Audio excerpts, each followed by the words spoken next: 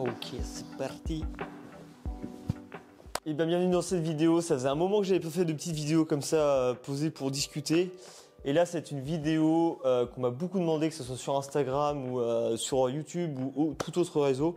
C'était les fameuses questions sur comment ça marche les permis de pêche, les réglementations sur tous les pays qu'on a fait cet été. Je vous invite à voir les vidéos si vous n'avez pas vu. Du coup avec Paul on est parti un mois pêcher dans 4 pays différents. Et on va vous sortir une petite série de vidéos, donc une vidéo, un pays, et on va vous parler de nos techniques, nos approches, tout ce qui est réglementation, permis, tout ce qui est à savoir sur le pays si jamais vous voulez voyager. Et dans cette vidéo, on va vous parler de tout ça, donc permis de pêche, réglementation, nos techniques, et parler du coup là notamment c'est les Pays-Bas, donc on va vous parler d'Amsterdam, Rotterdam et les polders en général. Donc ce qu'il faut savoir pour le permis de pêche à Amsterdam. Amsterdam, Rotterdam, les Pays-Bas, c'est un seul permis de pêche pour tout le pays comme la France. Le mieux c'est que si jamais vous allez voyager là-bas et vous le saviez, le mieux c'est de le prendre à l'avance. Du coup vous allez sur le site, donc le site c'est Vispass, donc vispass.holland ou un truc comme ça. Vous allez sur le site, vous vous inscrivez, vous prenez vos données, etc. À la fin du règlement, le règlement généralement il est entre 40 et 60 euros selon les années. Donc nous on a dû payer dans ces eaux-là, je pense 50 euros, 60 euros, et c'est pour l'année, il n'y a pas à la semaine, ou c'est vraiment la carte à l'année. Donc dans ce Vispass, du coup, vous allez recevoir ça dans votre boîte aux lettres. C'est ça, et dedans vous allez y retrouver du coup votre petite carte de pêche qui est sous forme de carte bancaire, carte bancaire vraiment sous forme comme ça. Et ce qu'il faut savoir, c'est que nous on le savait pas, on l'a su plus tard dans le voyage, c'est que si jamais vous faites contrôler, il vous faut la carte du Vispass et votre carte d'identité.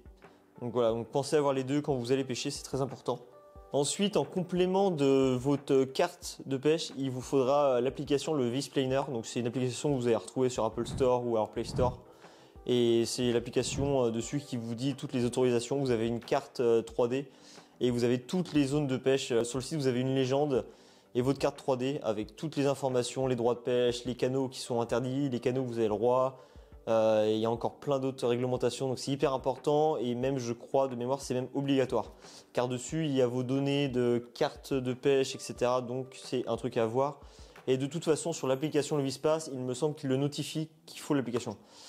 Donc ça c'est tout pour le permis de pêche. Et ce qu'il faut savoir, si jamais vous allez y aller avec des enfants qui ont moins de 14 ans, le permis de pêche est gratuit, à condition qu'il soit accompagné d'un adulte. Donc si votre enfant est en dessous de 14 ans compris, il peut pas aller à la pêche tout seul, il faut forcément qu'il y ait un adulte avec lui. Donc ça c'était toute la partie de la réglementation du permis de pêche.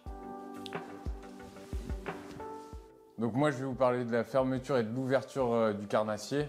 Donc pour la fermeture c'est le 1er avril et après ça rouvre fin mai. Hormis pour le brochet où là ça va être le 1er mars, ça va fermer le 1er mars et puis rouvrir pareil fin mai.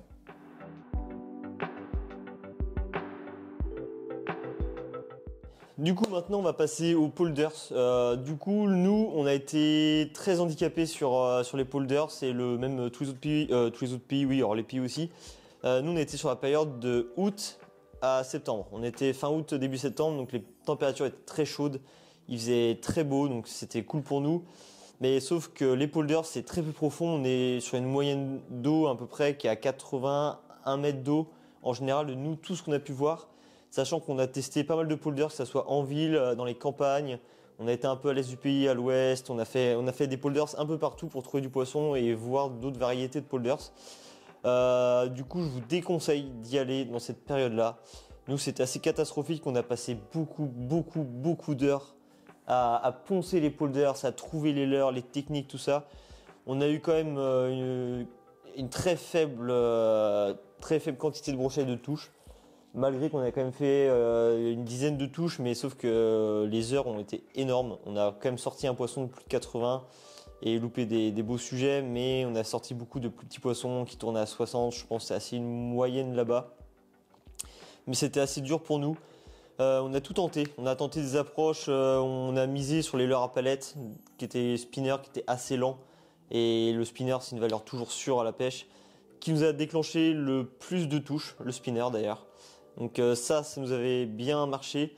Moi j'étais beaucoup sur du swim bait qui était plutôt suspending, donc entre deux eaux. C'était bien, c'était pas trop la surface, c'était vraiment entre deux eaux. Je passais au-dessus des petits herbiers, tout ce qu'il pouvait y avoir, donc c'était pas mal. C'est notamment là-dessus qu'on fait le plus gros poisson. Et j'ai fait d'autres poissons aussi dessus et déclenché quelques attaques, mais c'était pas terrible. Ensuite, on a testé aussi tout ce qui était leurre avec des montages shallow. On a testé du gros leurre, enfin à 15 cm, on a testé du plus petit leurre. C'était kiff-kiff, on avait un peu de touche, mais c'était très timide à chaque fois, c'était compliqué. On a testé un petit peu de leurre à billes, on a testé des cranks qui étaient un peu du style du Megabass. Mais bruiteurs, des leurres non bruiteurs, on a un peu tout essayé, mais c'était assez difficile pour les polders pour nous, donc on n'a pas un avis super constructif pour vous aider, hormis que cette période-là est très difficile, et si vous avez à y aller sur cette période-là, le mieux c'est le spinner. Pour nous, notre point de vue à nous et ce qui a fonctionné pour nous. Les polders, ça sera à tester pour nous en tout cas plus tard sur des périodes vraiment qui marchent super bien, type octobre et début de saison. Là pour le coup il y a vraiment de quoi s'amuser. Il y a beaucoup de vidéos sur YouTube qu'on trouve où on sait que ce pays-là est réputé pour le brochet, mais pas cette période-là. Moi je vais vous présenter Amsterdam. C'est vraiment une ville incroyable pour la pêche. C'est rempli de canaux partout. Et à la période où on a été, c'était bondé de monde sur l'eau notamment, avec énormément de navigation. Et ça n'empêche qu'il y a beaucoup de poissons à faire, notamment des beaux sangres, des belles perches, des poissons on voit qu'ils sont assez abîmés, mais ils survivent dans un environnement vraiment improbable. Donc pour cette pêche, c'est des eaux qui tournent entre 1 et 2 mètres. Et où là on va essayer de pêcher justement plutôt en light, pas forcément avec des gros leurres, et des têtes plombées qui vont être peu grammées pour justement avoir une animation assez lente, pour gratter le fond tout simplement. Et donc les spots à chercher un peu dans Amsterdam, c'est les croisements de canaux, où là généralement il y a pas mal de poissons. Et puis le long des pales-planches, des quais, là il y a toujours du poisson à faire. Et bien maintenant on va parler de Rotterdam. Donc Rotterdam, ça a été le nerf de la guerre pour nous sur ce pays-là. Rotterdam, très difficile, rien à voir avec Amsterdam pour le coup. On est vraiment sur la Meuse, et la Meuse c'est une très large rivière, très grande rivière très profonde et très capricieuse et très compliquée. Donc nous on a été beaucoup embêtés sur énormément de courant. On n'était pas préparé à ça, on n'avait pas forcément le matériel adapté pour pêcher vraiment la Meuse principale. Et en plus de ça, on avait beaucoup de vent. Donc on avait beaucoup de caractéristiques qui faisaient que ça commençait à être très compliqué pour nous. Une météo qui n'était pas terrible arrivée sur Rotterdam. La Meuse, très dur pour nous. En tout cas, on a fait quelques touches quand même en pleine Meuse, mais rien sorti de plus, hormis un beau brochet de Paul qui a été très joli, mais improbable. Vraiment, on s'y attendait pas du tout. Ensuite, une fois qu'on a testé cette Meuse-là, ce qu'on a fait, c'est qu'on s'est rabattu. La Meuse, après, se divise avec plusieurs canaux. Et du coup, on a visé les canaux qui étaient le plus proche de la Meuse. Et là, ça commence à payer. On a commencé à faire des belles touches, notamment des belles perches, du petit cendre. Ça, du petit cendre, il y en a toujours. Et c'était très agréable à pêcher, très cool à pêcher, en dessous les bateaux, à gratter, etc. Tout comme Amsterdam, les structures. Toujours viser les structures, les ponts, les pylônes. Toutes ces structures-là sont très bonnes à pêcher, ça, il n'y a aucun problème. Ensuite, ce qu'on a fait, c'est qu'on a été encore un peu plus loin de Rotterdam. On s'est vraiment reculé de cette Meuse-là. On a été davantage dans les terres. Et alors là, par contre, grosse surprise. Et là, grosse surprise, on est arrivé et l'eau a été translucide, mais d'une clarté incroyable. L'eau était vraiment de transparence incroyable. Il devait y avoir facile 3 mètres d'eau. On voyait le fond super bien. D'ailleurs, c'était du sable sur les zones où on était. Beaucoup d'herbiers, très peu de poissons. En tout cas, on a vu très peu de poissons. On a sorti 2-3 petites perches qui traînaient, mais étonnant que l'eau était si claire. Du coup, ça nous a franchement vraiment bien handicapé à pêche. On n'a pas pu pêcher. On a essayé quand même, mais on n'a rien fait sortir. Le poisson n'était vraiment pas présent du tout. Et gros point à savoir sur Rotterdam, c'est assez incroyable parce que je pense que c'est un des seuls pays où en tout cas on peut trouver la pêche de nuit. Amsterdam, on ne peut pas, mais Rotterdam, c'est autorisé à la pêche de nuit. Et ça, du coup, ça vaut le détour si vous le faites. Ce serait bien de le tester. Il faut quand même vous munir d'une frontale quand même, parce que du coup, il y a quand même les lumières de la ville, des bars, des restaurants.